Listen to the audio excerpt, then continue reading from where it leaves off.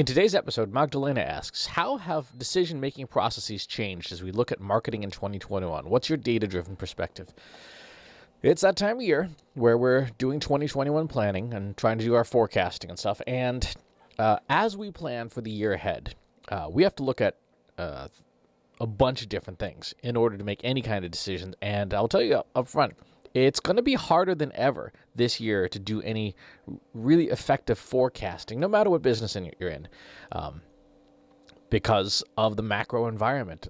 We are still, as of the time of this recording, not only in a global pandemic, but in a worsening one, and that is changing a lot of the environment that we operate in. It's just the way things are right now.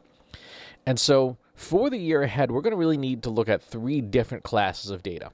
The first class of data is macro data. So this is macroeconomic data, societal data. The most obvious thing here would be, for example, with regard to the pandemic, the severity of it in terms of all the data around the pandemic is relevant and important. It will guide a lot of our decision making. For example, as of yesterday, the United Kingdom announced a lockdown, so they are changing how they're operating. Parts of Europe, Spain, etc., have gone into lockdown, and so that changes the business environment, right?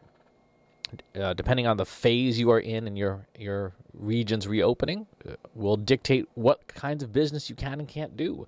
If you represent, for example, restaurants, things, a lockdown is a very different operating environment than a partially restricted environment. So we have to pay attention to that data. We have to pay attention to other macroeconomic data. Things like here in the United States, we have the Federal Reserve Bank publishing data like household savings, unemployment, and underemployment, household income, all of these data points that give us a sense of what's happening in the broad world out there, because what's happening at the macro level obviously changes every business.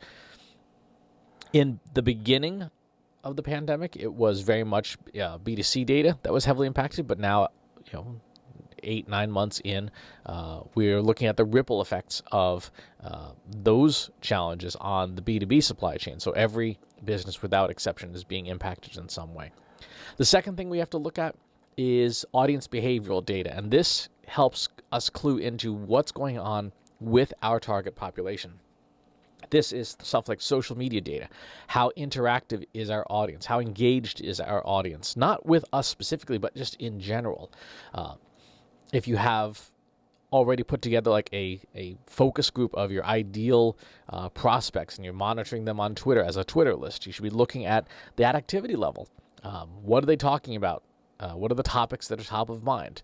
Again, as of the time of this recording, we're about to head into an election in the United States. It is one of the biggest topics of discussion right now. It's kind of drowning out everything. It has been for quite some time. So we need to keep that in mind. What is our audience searching for? So search data is absolutely vital. If we don't have good access to search data, to what our audiences are searching for, we're going to be blind, right? And again, we have to be very careful that we're using data that is current. And then the third pool of data is our first-party data. This is our web analytics, our marketing automation data, our CRM data. And decision-making processes for building a data-driven marketing strategy have to look at all three pools of data, have to look for correlations in that data, and then to the best of your ability, run any types of tests of causality to figure out if there are the changes that you're seeing in the larger data sets are reflected in the smaller data. So big changes in behavioral data when it comes to organic search for your industry sector. Do you see that impacting your company's SEO? That's something you have to establish. The challenge with all three sets of data is that we don't really have a baseline. We have not had a baseline since March of 2020. The environment we operate in is very fluid. It's very unpredictable. It is constantly changing.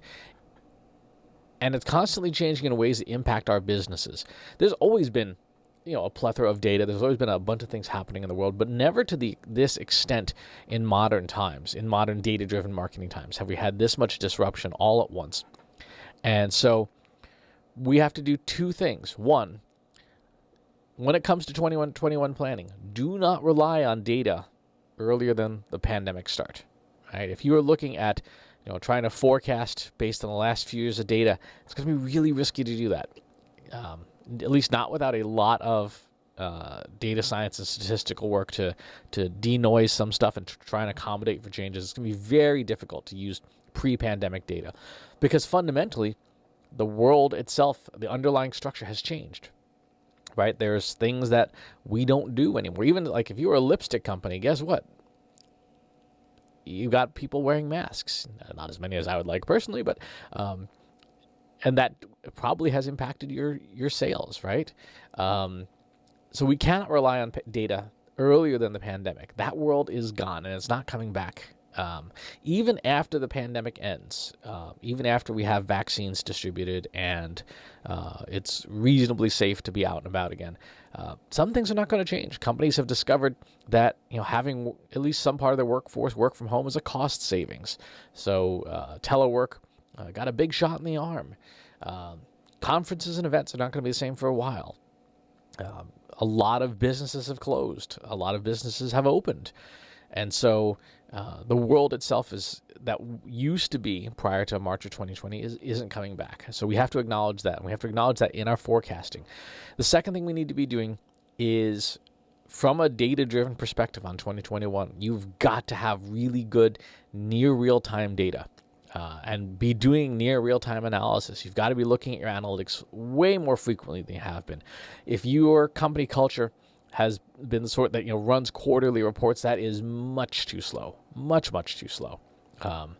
Your cadence should be at the pace of I personally think should be at the pace of whatever the top couple of steps in your marketing operations funnel are. Right? If it's 7 days from from audience to prospect on your website or wherever your systems are, that should be your monitoring interval, if not shorter, because things change, and things are changing so fast that if you're not tracking and analyzing and watching your data, you really risk missing things that could either be substantial advantages in terms of trends that you could contribute something meaningful to, or substantial risks.